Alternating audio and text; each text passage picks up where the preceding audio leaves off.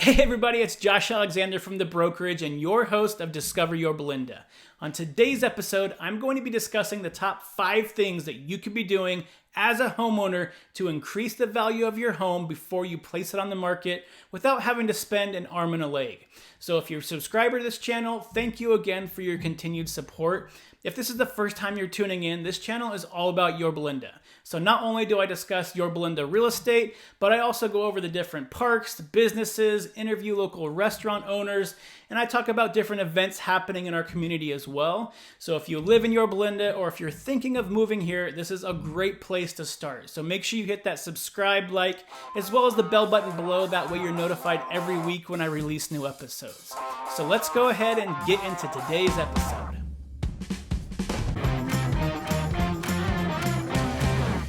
Okay, so the way that I'm going to work through this list today is going to start with the least expensive item and then work our way up to typically the most expensive item. Now, like I said at the beginning, all of these options don't typically cost that much money in the grand scheme of things. However, the return on investment tends to be huge and you tend to be able to walk away with a lot more money in your pocket if you're able to do most, if not all of these things before you sell your house. So let's go ahead and look at number 1. So number 1 is going to be to declutter and depersonalize. So let's go ahead and start with decluttering first. So I want to paint a picture for you. Pretend that you're a buyer going into a house. When you walk in the door, the first thing you see is every countertop space, every table, every desk is full of knickknacks, full of appliances, and there's no space on the counters. You go and open up the coat closet, there's boxes stacked up, there's coats hanging, and it looks like things are about to fall out. As you're touring the house, you go through the bedrooms, open up those closet doors, and it's the same thing. You open up, there's boxes everywhere, there's shoes piled on top of each other, there's clothes all over the place, not organized, and it looks like there's no space in the closet. What type of first impression do you think this leaves on the buyer?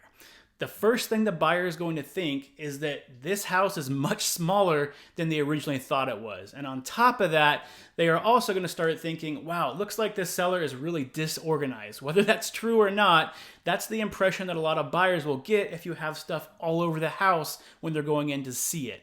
So you really need to make sure that you're walking from room to room and decluttering everything you can. So in the kitchen, if you have a bunch of appliances sitting on the counters, you just want to make sure that you're taking them off. You want to show that kitchen counter space. You want to show how much room there is on the kitchen counter to be able to prep meals, put food on, so the buyers can more easily picture themselves living there and they can see how much counter space is actually available. When you go through your rooms, you want to get into the closets and you really want to go through, and let's say it's the middle of summer, if you have a bunch of coats in there, you don't need those right now. So go through, take those out, box them up. You're going to be moving anyway, so you're just getting a head start. Box them up, throw them in the garage for now, or if you have a lot of stuff, you can always rent a self-storage container and get all that stuff out of your closet. And then once you get all of the stuff out of your closet you don't need, now you want to go through and actually organize the closet. So make sure you put all the shoes in pairs, line everything up nicely. If you can even color code the clothes in your closet. That way, as soon as the buyer opens the closet door, the first thing they see is this closet has a lot of space. This seller is super organized. If they're super organized with their closet, I'm excited to see what the rest of the house has to offer. So that first impression is so important to be able to give a good first impression to the buyer, and having your house organized, clean, decluttered is going to make it appear larger, and it's going to give the buyer the feeling that this seller really takes care of the house and it's a house that I might be interested in putting an offer in on. Now let's go ahead and look at the depersonalizing. So again, let's say that you're a buyer, you walk into a house and all you see is family photos all over the wall. The disadvantage of this when a buyer walks in is they have a harder time picturing themselves living there. And the most important thing for you as a seller to do when buyers walk into the home is you want them to be able to picture themselves living in the home, creating memories of their own. And if all they're seeing all over the walls are family pictures of your family, it's going to be harder for them to imagine that. So I highly recommend that you take down any family photos that you have. If you have a bunch of holes in your wall after you take down all those photos, you can either patch them up and paint them, or go down to your local home decor store, get some neutral frames that you can hang up with different photos and pictures and put those up instead. And that just gives the buyer a little bit easier time going through and picturing themselves living there. You want that emotional attachment from the buyer and having those thoughts of, I can see myself living here. So that's why it's so important. And the best part is, typically this is going to be free for you. If you need to rent a self-storage container, it may cost a little bit of money. However, in today's market, when you get your house on the market, it's typically going to sell very quickly as long as you price it at market value. So you won't have to rent those storage containers for months and months and months. Typically, you only need them for a month or two. And again, the advantage of doing that is you can start packing some of the stuff that you already know that you don't need and just getting ahead of it so that way you don't have as much to pack once you get into escrow. So number 2 is curb appeal. So you've probably heard it plenty of times, but first impressions are everything. And what is typically the first thing that buyers see as they pull up to your house? Your front yard. So you want to make sure that it looks good. So again, imagine yourself as a buyer pulling up to a house that you think you might want to place an offer on, and the first thing you see is the grass is overgrown, has been cut in probably a month, there's leaves everywhere, there are planter boxes, but all the flowers are dead, and it just looks like it's in disrepair. That's not the kind of first impression you want to have for buyers walking into your house, because a lot of them will see that and immediately say, I no longer want to place an offer on this house. You want to make sure that first impression is something that's going to last with them. They get out of their car and they're already excited about seeing the inside of the house because they're so excited about what the outside looks like. So let's go over some things that you could be looking at when you're looking at trying to increase the curb appeal of your house. So if you have grass in your front yard, it's pretty obvious, but you want to make sure that it's green. So if it's not green, if you've been underwatering it for a while to save some water, this is the time that you're going to want to turn those sprinklers on. Have a little bit extra water on there so that way it's green before you start taking photos and having people go into your house. If you do have green grass and have little spots here and there that are brown, an easy way to fix that, take a photo of it, take it down to your local Home Depot, show them what type of grass you have. They can either give you patches to patch those brown spots or give you the right seed to be able to plant new seed in there and have new grass grow. Again, that way by the time you get photos of your house and you have people coming into your house, everything is green, uniform, and looks nicely manicured and well taken care of. So this is important to do at least a few weeks before you decide that you want to place your house on the market, so you have time to prep these type of things. Now for the planter boxes, the nice thing about Southern California is there's always something blooming. So if you don't have any plants in those planter boxes, or if they've been dead and neglected for years and just have never gotten around to replacing them, now's the time to go down to your local nursery, see what flowers are blooming, and replant those planter boxes. You want to make sure that the house is vibrant, it looks alive, and so by getting that pop of color that the flowers bring, it's a great addition to any front yard and it makes it look new again.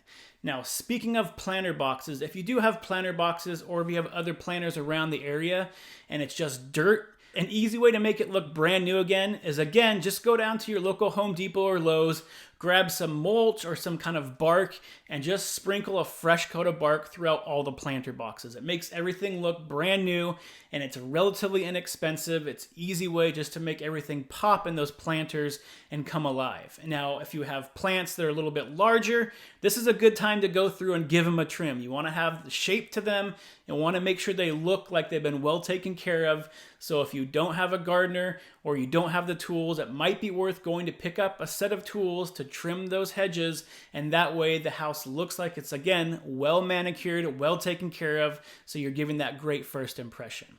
Another pretty easy thing to do is you can pressure wash the driveway, and you can even pressure wash some of the outside of your house on the low setting, as long as the outside stucco or whatever type of material you have is in good condition. Those pressure washers, if you don't have one, could be rented at a local Home Depot or Lowe's, and you can take it, clean off the driveway, clean off that excess dirt on the side of your house, and make everything shine and look new again. So that's relatively inexpensive to do, but it's a great investment on money because it makes everything look clean and everything well taken care of. Now, one more thing that you can add to this list, and it's something that year after year keeps coming up as one of the best return on investments for what you can do to a home to be able to make it sell for more, is if you have an old garage door, whether it be a really old garage door like one of the wooden ones, or a roll-up garage door that's maybe 5, 10, 15, 20 years old, now might be a good time to replace it before you put it on the market. It's shown time and time again that a brand new garage door, yes, it might cost $2,000, $3,000, $4,000, but it increases the value of the house because it makes for a much better first impression. It makes the whole outside of the house look new again. So if your garage door is looking chipped, worn, a little weather beaten, it might be a good idea to get someone out to replace it with something new. Again, just to increase that curb appeal so the buyer gets the best first impression possible, and you're setting yourself up for success as they walk through the remainder of your property. So number 3 is staging your home. So as a seller in today's market, you might be thinking to yourself right now, why in the world would I stage my home? I know my home is going to sell. It's an extremely hot market. So why would I waste my money staging my home? Well, there's a couple things to note about this. So number 1, even in today's market, it's been shown time and time again that if you have a home that is staged, it's going to sell even faster and at a higher dollar amount than a similar home that is not. So that money that you put in, even in today's market, to stage a home is going to give you a much better return on investment than if you didn't do it at all. So you need to keep that in mind. Number 2, the reason why this happens is because when you stage your home, it allows the buyer to better picture themselves living in there. And when you're trying to sell your home, it's all about getting the buyer to get as emotionally attached to the home as possible, because once they're emotionally attached to the home, the financial side of things that they might have been very strict on sticking to a certain budget tends to kind of go out the window, and they have a little bit more flexibility in the range of price that they're willing to offer on the home if they can picture themselves living there, if they fall in love with it, and if they already start thinking about how many memories they're going to be able to create in this home. So staging your home gives you a much better chance to have the buyers fall in love with the property and really put a much higher priced offer on the home to begin with, just because they can see themselves living there a little bit easier. And if you don't want to take my word for it, you can also look at the latest National Association Realtor poll from 2021 that showed that 82% of buyers could better picture themselves living in a home that is staged versus unstaged. So ideally, if you could have your home staged, it's just going to lead to buyers falling in love with it, which creates higher offer prices, more offers, and ultimately a higher price for your home. So spend the money, or at least get that consultation from a home stager to see how expensive it would be, and that way you can make a final decision based on the price versus just your gut feeling. So number 4 is going to be paint, and specifically interior paint. So let's go ahead really quickly again and just picture yourself as a buyer. You're walking into a home, and one of the first things that you're seeing is there's scuffs and scrapes all over the wall. It looks like the house is kind of beaten up. The baseboards are all dirty. It's not a great first impression to leave with the buyer because it looks like the house is just not well taken care of. So if you haven't painted the inside of your house in 5, 10, 15 or more years, or if you have kids like myself, it might be a little bit sooner than that with all of the scratches and dents that they create, it might be a good idea to hire a painter to redo the inside of the house, or if you want to put the sweat equity in yourself, feel free to do so. But it's a good idea just to paint it a nice neutral, bright white or something like that. So that way when a buyer walks in, the first thing they smell is going to be that nice fresh coat of paint that buyers love. They look at the walls, they all look brand new, all those scuffs are gone, and it makes the home appear like it's well taken care of. And again, leading them to better first impression and leading them to better be able to picture themselves living there because they see the house was well taken care of and they're excited about placing an offer on it.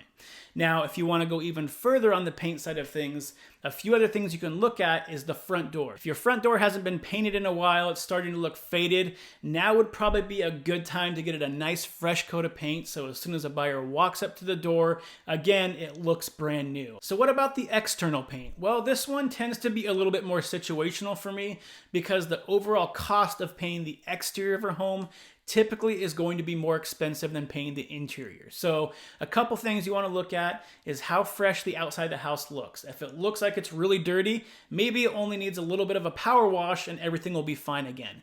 If it looks like it's going to need more than that, if there's paint chipping all over the wood and the siding there's paint missing, then it might be more in your best interest to go through and have someone go out and repaint the exterior of the home. Another thing you want to look at is the color. If the exterior of the home is a lime green or some crazy color that you like at the time, however, it's not going to appeal to a large majority of buyers, then I would say it would be definitely worth the investment to paint the exterior of a home the more neutral color to attract more buyers and give them a better first impression versus the first thing they see when they pull up is great, not to spend a bunch of money to repaint this house because I don't like the color. So the fifth and final one is going to be minor bathroom remodels. So with bathrooms, if you haven't touched your bathroom or updated it in 10, 15, 20 years, now might be a good time to put in a little bit of money just to make it look refreshed and new again without breaking the bank. So if you were to do a full remodel on the bathroom, you could be spending minimum $15,000, $20,000, $25,000, $30,000 on the bathroom, depending on how big it was. However, just by doing a few small things for maybe a few $1,000s, you can really get by and make the bathroom feel new again without having to replace everything. So let's go through a couple of those. So bathtub. If you have a bathtub that has hard water marks all over it,